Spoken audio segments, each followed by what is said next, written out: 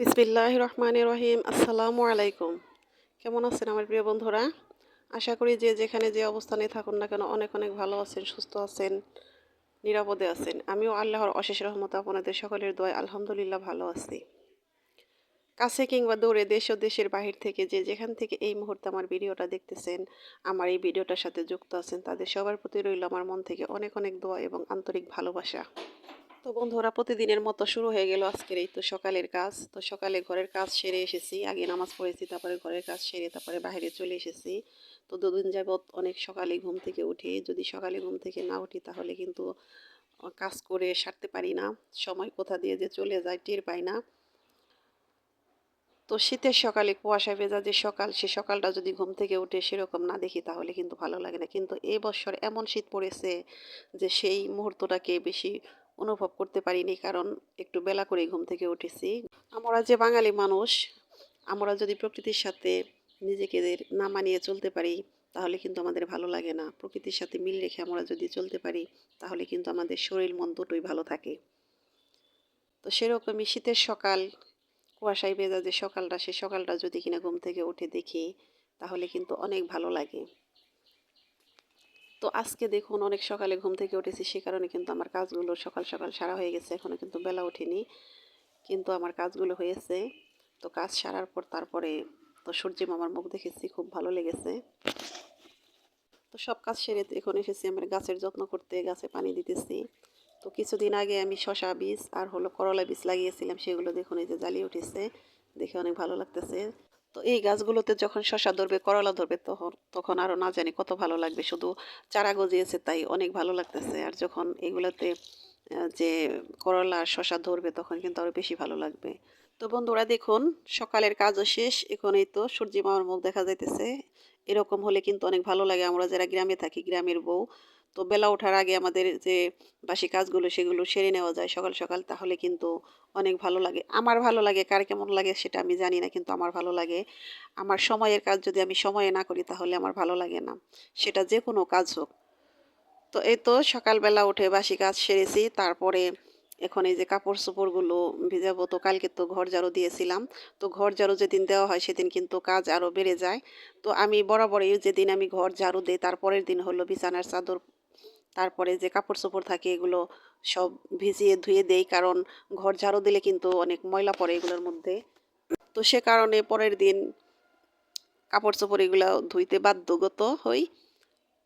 তো কাপড় চোপড় ভিজিয়ে এসে তারপরে কিন্তু রুটি বানিয়েছিলাম, রুটি খেয়েছি, রুটি খেয়ে তারপরে কাপড় চোপড়গুলো ধুয়ে তারপরে এই যে শুকাতে দিয়েছি। তো আমি কিন্তু কাপড় চোপড় ধুইছি আমাদের বাড়ির পাশে যে খাল আছে সেই খালের পানিতেই, কারণ এতগুলো কাপড় চোপড় কিন্তু টিউবওয়েলের পানিতে ধোয়া সম্ভব না।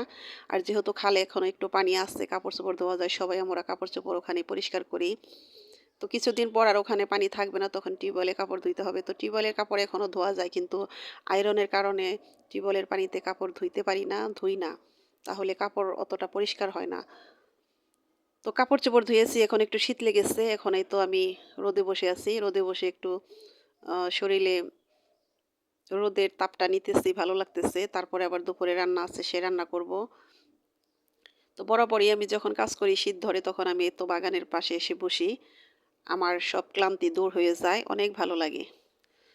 তো রান্না করব, এই তো দেখুন রান্নার জন্য গত বছর বৃষ্টির সময় এই যে পানি ধরে রেখেছিলাম। তো রান্নাঘরে 2 ড্রাম ছিল, সে 2 ড্রাম শেষ হয়েছে, 2 কলসি শেষ হয়ে গেছে। এখন এই যে বারান্দার মধ্যে 2 ড্রাম আছে, এখান থেকে পানি নিয়ে তারপরে রান্না করব।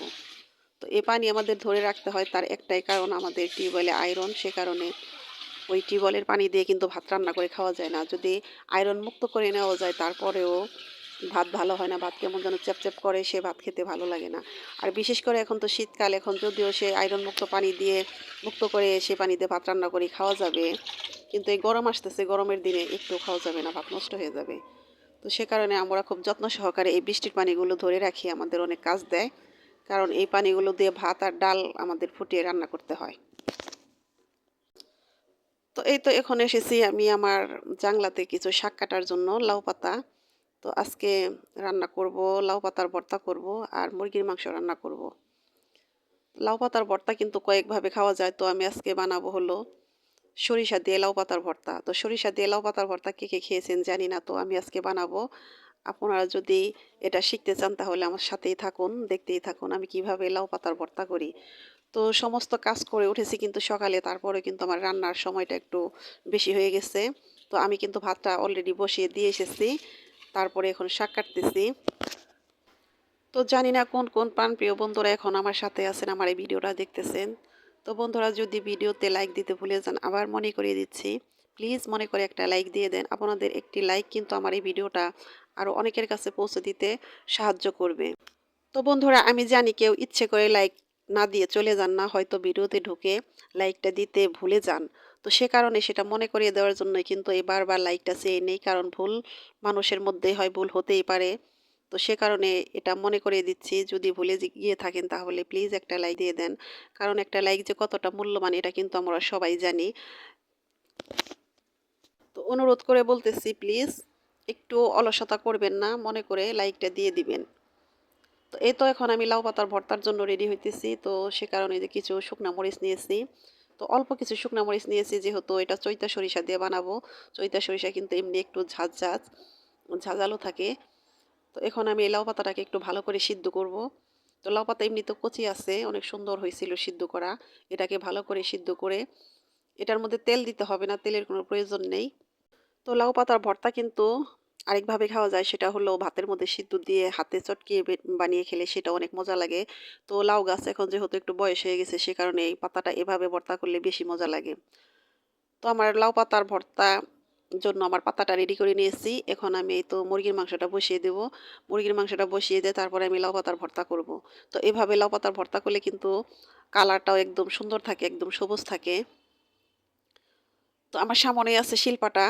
তো আমি সেখানে এগুলো নামিয়ে রেখেছি। এখন আমি তরকারিটাকে বসিয়ে দিয়ে তারপরে আমি ভর্তাটা করব। আর বন্ধুরা আমি রান্না করতে এসে কিন্তু আগে কোনো রান্নার কাজ সেরে রাখি না। আমি ভাতটা বসিয়ে দিয়ে সব কিছু রেডি করে তারপরে রান্না করি। তো ভাত বসিয়ে দিয়ে আমার বসে থাকতে ভালো লাগে না। সে কারণে আমি কুটা বাছার যে কাজগুলো আছে সেগুলো আমি ভাতটা বসিয়ে দিয়েই করে নেই। তো আজকে আমার রান্না করতে অনেকটা দেরি হয়ে গেছে, সে কারণে আমি মুরগির মাংসটা সাধারণভাবেই রান্না করব। আমি কিন্তু মুরগির মাংস বেশিরভাগ ভেজে তারপরে রান্না করি। তো আজকে এভাবেই কষিয়ে রান্না করব। তো সুন্দরভাবে রান্না করলে সেটা খেতে বেশ ভালোই লাগে। তো তাড়াহুড়ার কারণে কিন্তু সবসময় সবকিছু এত সুন্দরভাবে করা যায় না। কিছু কিছু সময় সবকিছু একটু ম্যানেজ করে চলতে হয়। তো বন্ধুরা যে কোনো মাংস কিন্তু বেশি করে কষাতে হয়। মাংসটা এমনভাবে কষাতে হয় যেন কষাতে কষাতেই রান্নাটা হয়ে যায়, তাহলে কিন্তু বেশি ভালো লাগে। তো আমি সুন্দর করে ভালো করে কষিয়েছি।